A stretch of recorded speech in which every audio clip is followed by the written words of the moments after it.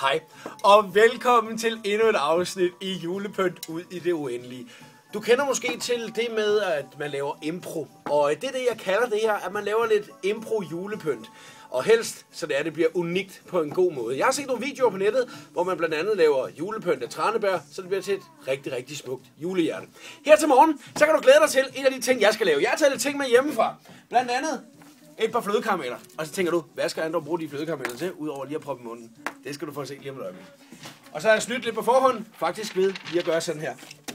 Og så har vi et Justin Bieber postkort. Og der er mange, der har sagt, Jakob Mårup, gør du det, at du laver grin med Justin Bieber? Nej, det kunne jeg aldrig nogensinde finde på. Det her det er for at gøre det unikt. Husk, du kan lave det hele derhjemme. Jeg har ikke prøvet at lave det her før. Brug en hæftemaskine. Måske lige en saks.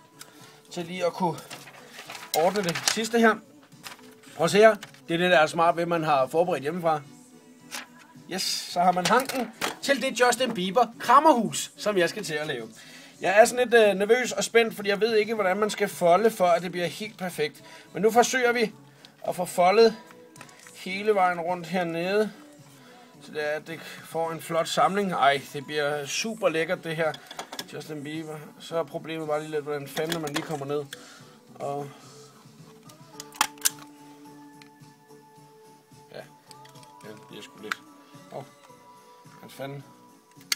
Så, den kunne ikke sidde sammen der. Den får en mere. Sådan der. Hold kæft, mand. Så skal de her lige på en gang.